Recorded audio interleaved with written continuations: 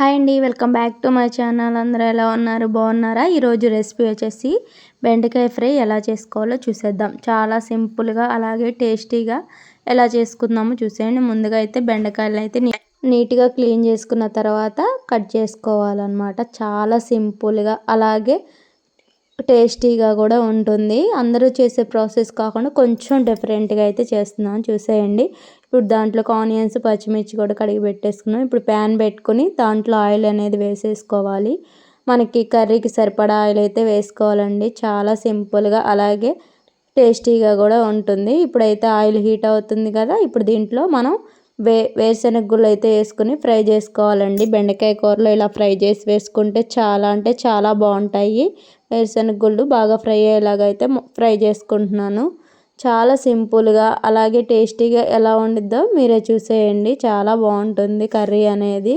ఇప్పుడు బాగా ఫ్రై అయ్యేలాగా ఫ్రై చేసుకోవాలన్నమాట. ఇదిగోండి ఫ్రై అయిపోయినాయి. ఇప్పుడైతే వీటి తీసుకుని పక్కన పెట్టేసుకుంటున్నాను. ఇప్పుడు దీంట్లో తిరుమో దినుసులు వేసుకోవాలి. అవి ఫ్రై అయిన తర్వాత ఆయిల్ చూసారు కదా, ఈ తిరుమో దినుసులు కూడా ఫ్రై అయిపోయినాయి. ఇప్పుడు దీంట్లో బెండకాయ ముక్కలు అనేది వేసుకోవాలన్నమాట. బెండకాయ ముక్కలు బాగా ఫ్రై చేసుకోవాలి. నేనైతే ఆనియన్స్ వేయలేదు, గమనించారా మీరు? నేనైతే తర్వాత వేస్తానండి. బెండకాయలు కొంచెం ఫ్రై అయిన తర్వాత అప్పుడు టేస్ట్ అనేది ఇంకా బాగుంటుంది. మనం ముందే వేసామంటే అవి మాడిపోయి టేస్ట్ అనేది అంత బాగోదన్నమాట. అందుకే కొంచెం డిఫరెంట్ అని చెప్పాను.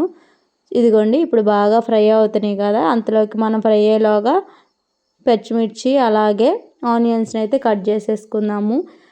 మీరైతే చూసి వేసుకోండి. నేను నాకు కర్రీకి సరిపడా కారం అనేది వేస్తున్నాను. ఆనియన్స్ కూడా అట్లానే కట్ చేసేసుకొని అంతలోకి బెండకాయలు ఫ్రై అవుతూ ఉంటాయి కదా, ఇలా కట్ చేసి పెట్టుకున్నాను. ఇప్పుడు బెండకాయలు అయితే ఫ్రై అయినాయి. దాంట్లోకి సరిపడా పసుపు అలాగే సాల్ట్ అనేది వేసుకుంటున్నాను. వేసుకొని బాగా ఫ్రై చేసుకోవాలి. ఇదిగోండి చూస్తున్నారా, ఇలా ఫ్రై చేసుకున్నామంటే మనకి టేస్ట్ చాలా బాగుంటుంది. నాన్ స్టిక్లో ఏంటంటే మనకి అడుగంటకుండా బాగుంటుంది కదా కర్రీ అనేది.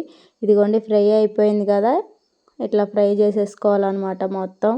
ఇప్పుడు దీంట్లో ముందుగా మనం కట్ చేసుకున్న పచ్చిమిర్చి అలాగే ఆనియన్స్ వేసుకొని ఫ్రై చేసుకోవాలి.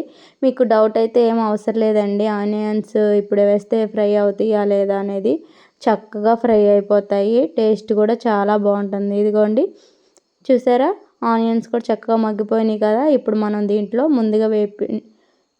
ముందుగానే వేపాం కదా, వాటిని వేరుశనగ గుళ్ళను కూడా యాడ్ చేసేసుకున్నాను. చాలా అంటే చాలా టేస్టీగా అలాగే చాలా సింపుల్గా అయిపోతుంది కర్రీ అనేది. మనకి బ్యాచిలర్స్ కూడా సింపుల్గా చేసేసుకోవచ్చు. ఇప్పుడు దీంట్లోకి సరిపడా కారం అనేది వేసుకోవాలి.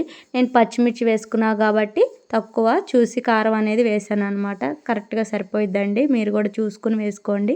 ఇప్పుడు దీంట్లో కరివేపాకు కూడా వేసాను. నేనైతే తిరుమూతలో వేయలేదండి. ఇట్లా వేసామంటే ఏ కర్రీ అయినా సరే మనం కరివేపాకు లాస్ట్లో వేసుకుంటే ఆ ఫ్లేవర్ అనేది బాగా తెలుస్తుంది అనమాట. ఇప్పుడు కరివేపాకు తర్వాత ఎండు కొబ్బరి పొడి కూడా వేసానండి. బెండకాయ కర్రీలో ఎండు కొబ్బరి పొడి వేసుకుంటే చాలా టేస్టీగా ఉంటుంది. చూసారు కదా, మొత్తం ఇప్పుడు ఫ్రై అయ్యేలాగైతే ఫ్రై చేసుకుందాం. అంతేనండి, చాలా సింపుల్ అండ్ టేస్టీగా అయితే బెండకాయ ఫ్రై అనేది రెడీ అయిపోయింది. ఇంకెందుకు ఆలస్యం, మీరు కూడా తప్పకుండా ట్రై చేయండి. లాస్ట్లో అయితే కొత్తిమీర అయితే వేస్తున్నాను. చాలా టేస్టీగా చాలా ఎమ్మీగా ఉంటుంది. తప్పకుండా మీరు ట్రై చేసి ఎలా ఉందనేది కామెంట్ చేయడం మర్చిపోవద్దు. తెలుసు కదా, నచ్చితే సబ్స్క్రైబ్ చేయండి, లైక్ చేయండి, షేర్ చేయండి. గంట సింబల్ని యాక్టివేట్ చేయడం వల్ల నేను పెట్టే ప్రతి వీడియో మీకు నోటిఫికేషన్లో వస్తుందన్నమాట.